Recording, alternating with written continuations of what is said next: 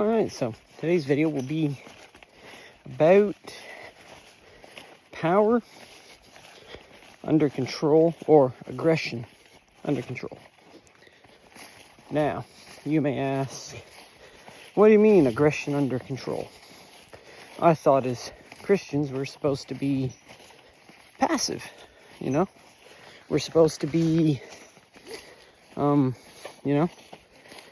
soft, gentle, weak. No, we're called to be strong. Now, what does that require as a man? Well, what I mean by aggression and control is having discipline, okay? It's knowing that you can hurt somebody, but you choose not to, okay? You have your strength under control.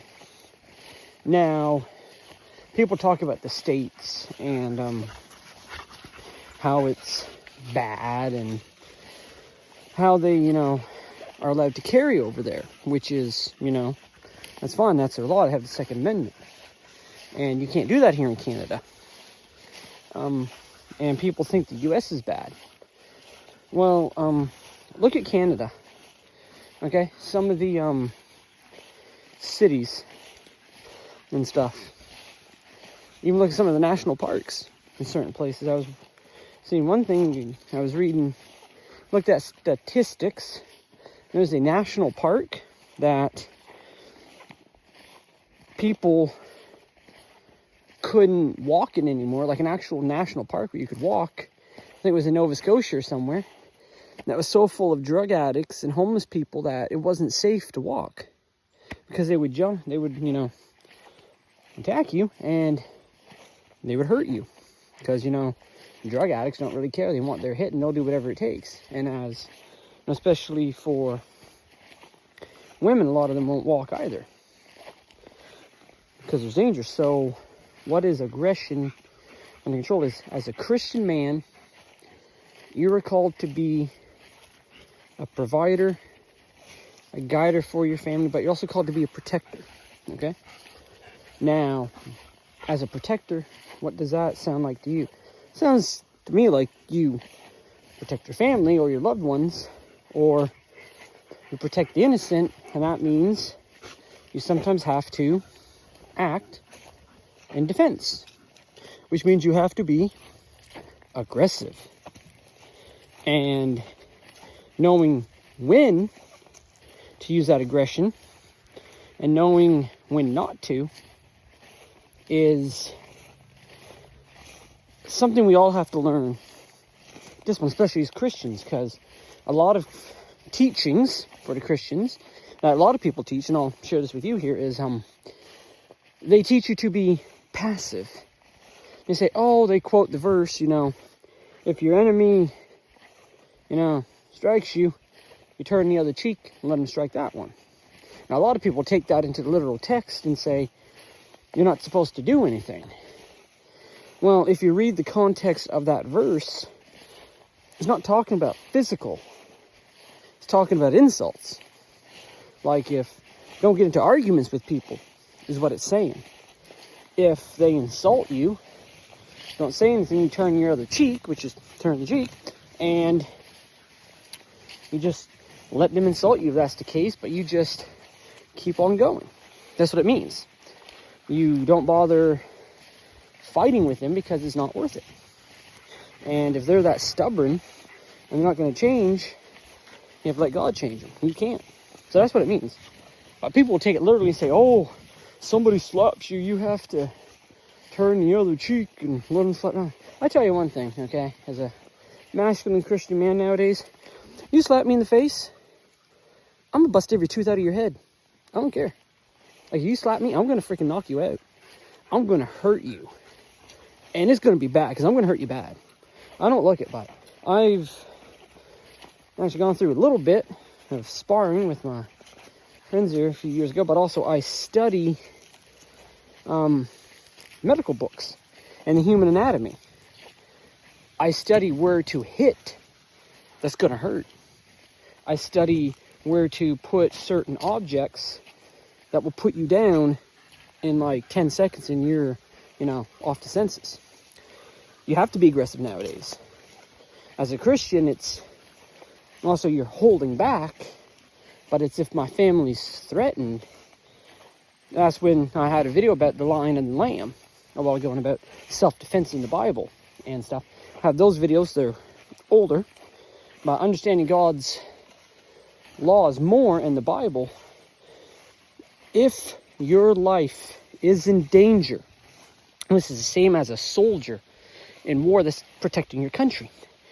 If your life is in danger, you are allowed by God to protect yourself and your family, okay?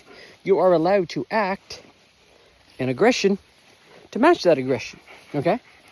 So if someone's trying to end you, you can end them. A lot of people teach, oh, well, that's a sin, you're not supposed to kill.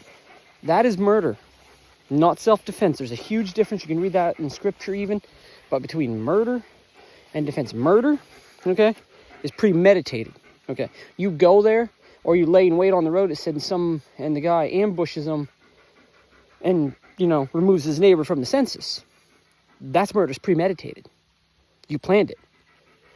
Now, when you have to defend yourself and you're attacked, that is justified in the Bible and through God's eyes, because God knows it's horrible, okay, having to do something like that. And I hope nobody ever has to or is in a situation for that. I'm never in one. But if it comes down to me or you, and you're after my family, I'm sorry to say, but yeah, you're going down.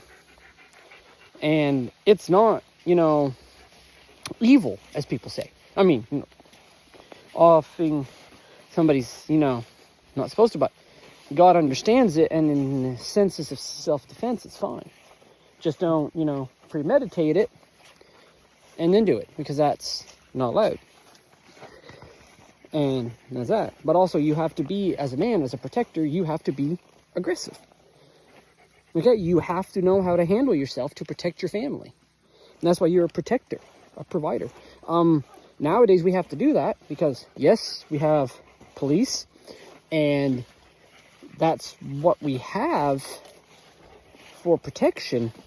But out where I am, brothers and sisters, we're out, 20, 30 miles from town, okay? And we've called, we've seen one of our neighbors call RCMP or ambulance, and I'm talking about a neighbor, but they're like half, 500 kilometers, well, half a kilometer away. And when we talked to them about it, we said, oh, how long did it take them to get out here? 30 minutes.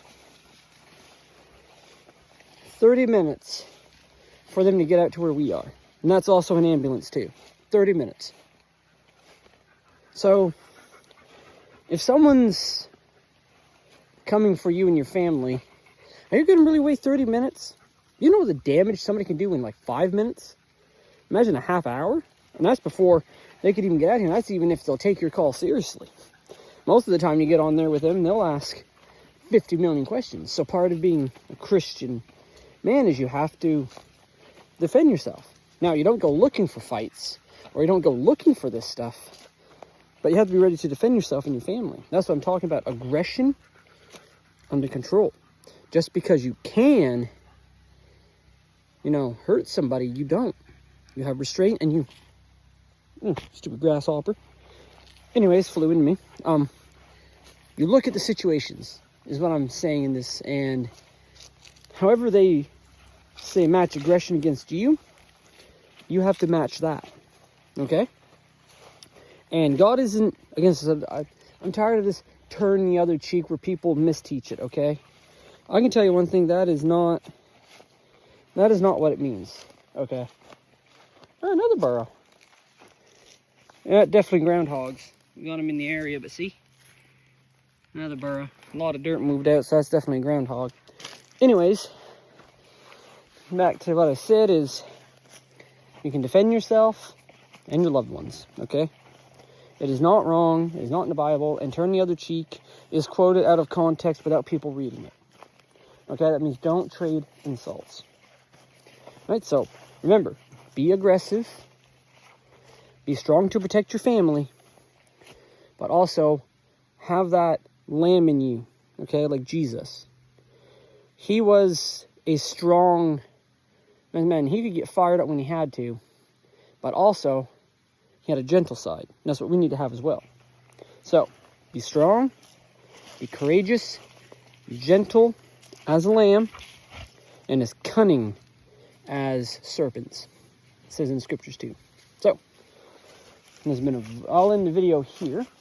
This has been A Voice in the Wilderness, a soldier, bondservant of Christ, signing off. Whenever you watch this, whether it's day or night, have a blessed day or night, and be strong, be courageous, and yet have restraint. Anyways, I will catch you in the next one.